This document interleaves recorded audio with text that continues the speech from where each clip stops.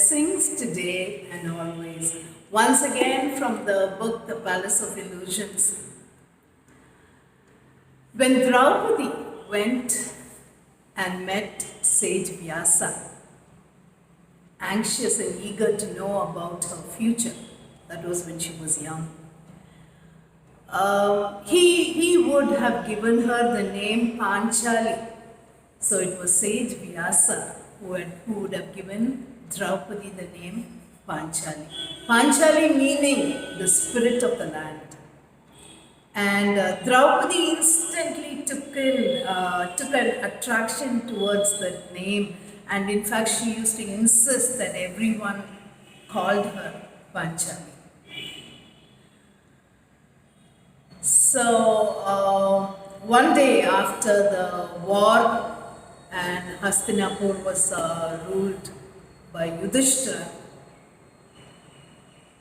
a very strange looking, tattered and battered man who was totally mentally imbalanced comes running into Yudhishthira's court, and everyone looked at him as if he was a madman. But only after they noticed the symbol he was carrying did they realize that he was from Dwaraka, from the land of Krishna. And the Pandavas instantly get very fluttered because they see he was trying to say something which was very, very devastating and had frightened that man out of his wits and mind. Finally, Yudhishthira somehow manages to calm him down and asked him what was the message. So he said, Dwaraka is in ruins. The men literally killed each other and not a single person is alive now. Balram and Krishna just walked away, disgusted and not wanting to do anything about it. And he said that Balram is also dead and that he had heard Krishna too had died. Now this was horrific news for the Pandavas. Panchali was devastated. But still, Yudhishthira told Arjuna, I think you need to go to Dwaraka and see for yourself before we jump to any conclusions. Instantly, Arjuna leaves to Dwaraka, and days pass.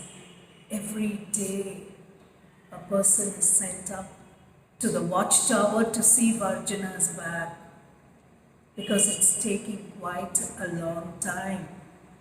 And this was never the case with Arjuna. The Pandavas were anxious, wondering, getting frustrated and upset with no news from Arjuna. One day, Arjuna did return, and they could not even recognize him. He had grown old, his hair had grayed, his muscles were literally like loose skin hanging on his bones. The Pandavas were literally astonished and flabbergasted. Arjuna too looked very deranged and imbalanced. He told Yudhishthira, yes, what we heard was right. The people, the men, had gone on a pleasure trip for a day by the sea, and they had got drunk and got into an argument. They had got into an argument regarding the war, like who was to be blamed and who was just. In spite of Krishna telling them never to bring up the subject about the war, The men didn't listen. The argument continued. It went to such a horrible state where they literally pulled the reeds out of the sand, out the reeds that grew along the beach. And the minute they threw that at each other, it turned to javelin, killing each other. And everyone died, not even one survived it. Balram and Krishna just walked away in disgust, giving up on them. And Balram is said to have gone to a deserted beach and given up his life. Krishna had gone and slept under a tree in a grove where he was mistaken for a deer, and a hunter had shot a poisonous arrow at him and killed him. Panchali could not believe that Krishna was no more. And then she said, I don't think Krishna cannot die. So Arjuna said, even I thought the same. But he said he was the one who had lit the pyre, Krishna's funeral pyre. And he said many of his wives, crying, fell into the pyre with Krishna. And Arjuna told them, even I would have jumped into the pyre if I was not duty bound in bringing back the news to you. When Balram died and Krishna just watched and walked away, before walking away, he had called his charioteer and said, go to the Pandavas, tell them that their help is needed in Dwaraka, and if possible, to save the women and children. So Arjuna said, yes, I did collect all the women and the children, and we did make our way back to Hastinapur. But on our way back, we had bandits who came and literally took away all the women and children and looted us. And Arjuna said, I tried reaching for my Gandiva. That was Arjuna's pride. But I was unable to even string it. I tried to call the divine astras, but I was not able to remember even a simple chant. Arjuna cried and said, I was helpless, watching the women and children scream for help, and I was unable to stop. I was unable to stop the bandits from taking them all away. And then he turned to Yudhishthira and said, I feel I have lost all my courage, all my power after Krishna has gone. And I think I too need to take my final journey. Immediately Yudhishthira said, from what you have said, I think it is time for all of us to take our final journey, because life without Krishna is not a life to live at all. So the Pandavas decide to take their final journey, and Panchali insists that she too went along with them. The Pandavas tried telling her it is a very dangerous journey and to stay back and take care of the kingdom and help Abhimanyu's son Parikshit to rule the kingdom well. But Panchali refused and said, no, I need to be with you all on the final journey. So with the whole kingdom of Hastinapur weeping, Panchali along with the Pandavas set on their final journey. The sages accompanied them to the foothills of the Himalayas, where they have to take their journey. And the sages warn them that once they start the climb, there's no retracing the step. And as they keep climbing, they said they will reach a peak where it will just take one step into the heavens. And the sages also tell them, not everyone gets to make to the gates of heaven. As you keep climbing the hill, it is just according to how you, each one of you had lived your life, you will be able to continue and not beyond that. And if one person falls, you cannot turn back and come to help them. That is the rule of the final journey. And the sages leave the Pandavas and Panchali there and move away. Yudhishthira tells them all to leave their weapons because he said weapons are a symbol of ego and we don't need that. And they start the climb. As they keep climbing, Arjuna's the one walking right in front, followed by Sahadeva and Nakul. Then it's Bhima and Yudhishthira walking on a leisurely pace with Panchali at the back. After a few hours of climb, Panchali realizes that it is getting difficult for her to continue the journey. And she realized that she is about to fall to the ground. She instantly cries out.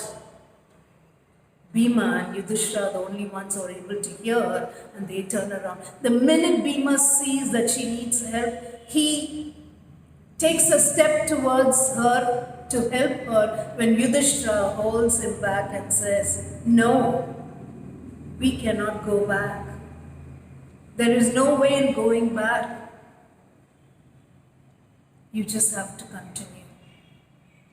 Bhima cries. But Yudhishthira says, it is the law. You cannot go back. So Draupadi falls. And she falls, and when she falls, she can hear the commotion of her husband's crying, calling out her name, and very, very upset. And Draupadi falls, and she lands on a ledge of snow. And as she lies there, her final journey begins. When she's lying there waiting for death, her mind keeps wandering and she wonders what she needs to do now. Should she think of all the mistakes that she had made and ask for forgiveness? But when she thought about it, she realized there are too many mistakes, and it was very difficult for her to recall. Then she thought maybe she should think of all the people she had hurt and ask for forgiveness. And when she tried to think about each one of them, she realized they were all dead. And it's no use asking them for forgiveness now. So she just lies there thinking, what does she do? What does she have to do now? Then she said, maybe I should say a prayer for all the people I loved in my life. And she starts thinking about each one of them. And she realizes she is unable to hold the vision of the people she loved. Every time she thought of each one of them, the vision just swirled and moved away. And she was not able to think of any prayer. Now she didn't know what to do. She just lay there in the cold. Suddenly she felt rain pouring down on her. And when it rained, she realized and she remembered the day when Krishna had pointed out to a beautiful peacock dancing in the rain,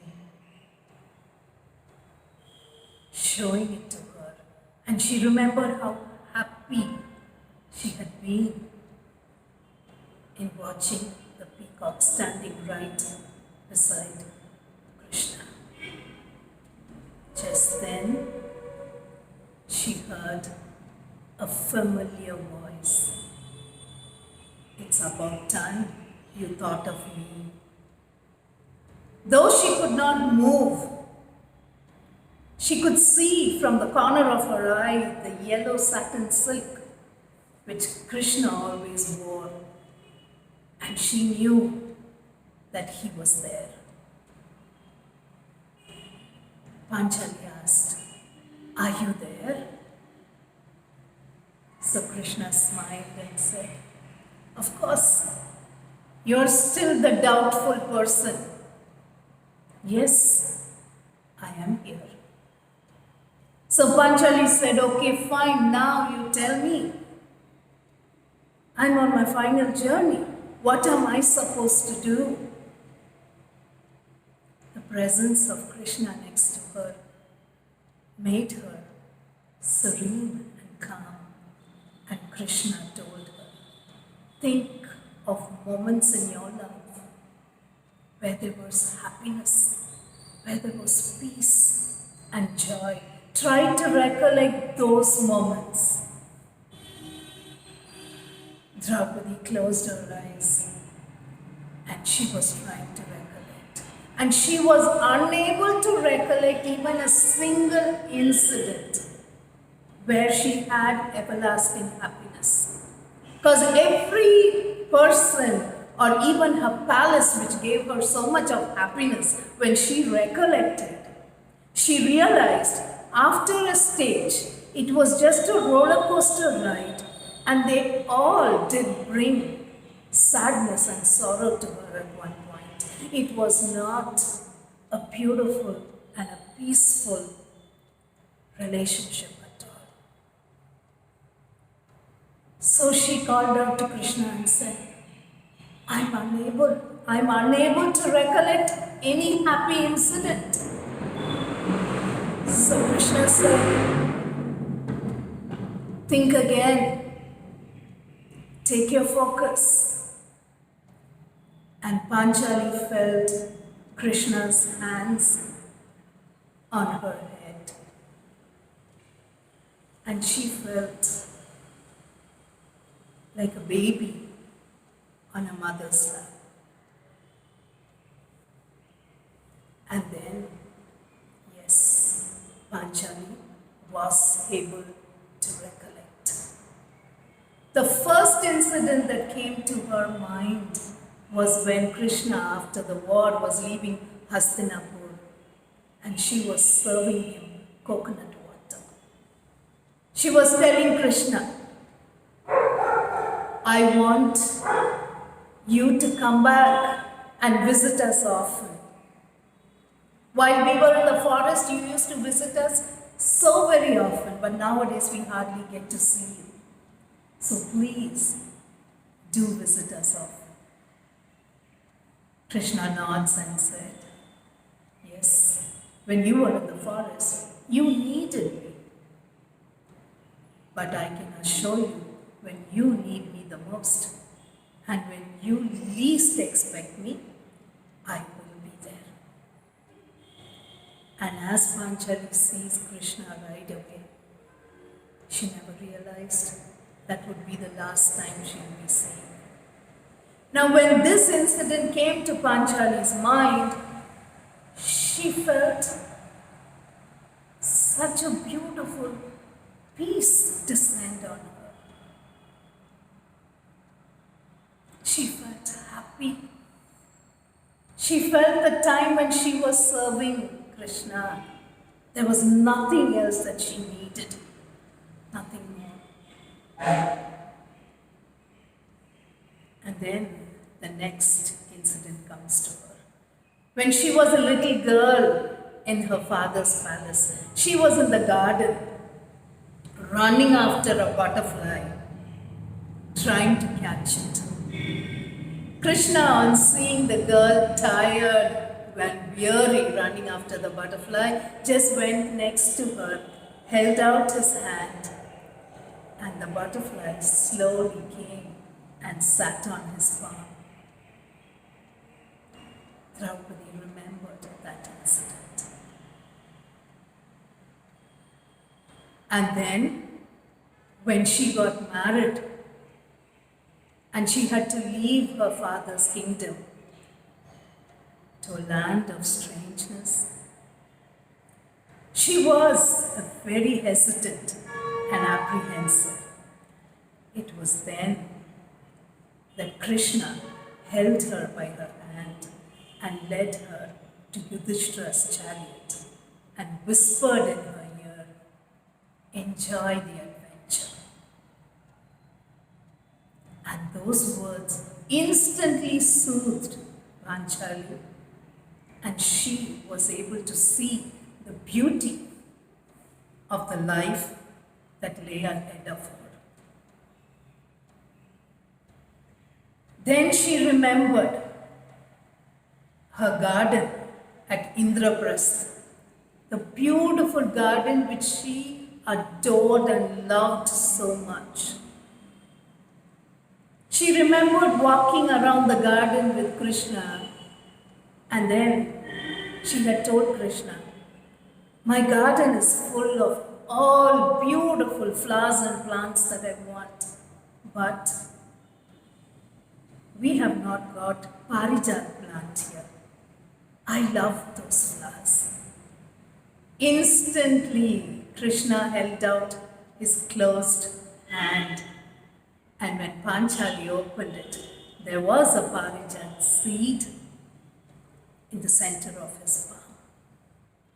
And that grew to be a beautiful grove of Parijat trees in Panchali's garden. Then she remembered how Krishna used to tease her when he used to come to visit them at Indraprastha, teasing her about her cooking, and she used to love cooking for Krishna. And he used to tease her, trying to read her palm and telling her, "You will be blessed with 150 children." She remembered those days when she had such a beautiful time with Krishna. Then she remembered when the brothers had invited all the kings to come and visit their beautiful palace. It was then, at that end of the ceremony, when they had to announce the guest of honor, and Bhishma said it was Krishna. King Shishupal was angry, irritated, and annoyed, and he came forward threatening to kill Krishna. In the end, Shishupal was beheaded by Krishna. And Panchali remembered how she, along with her husband, sat with Krishna, very much saddened that such a beautiful ceremony had to end in bloodshed. and so much of animosity among many kings. It was then that Krishna had ordered for many lamps to be lit in the palace. So the whole palace was lit up beautifully. And he turned to the Pandavas, especially focusing his gaze on Panchali, and said, "Whatever happened, you had taken it and you had behaved so honorably towards this whole thing. So if a curse had to follow Shishupal's death, I will definitely take it." And Panchali's heart instantly released the burden it had as she watched Krishna with admiring eyes.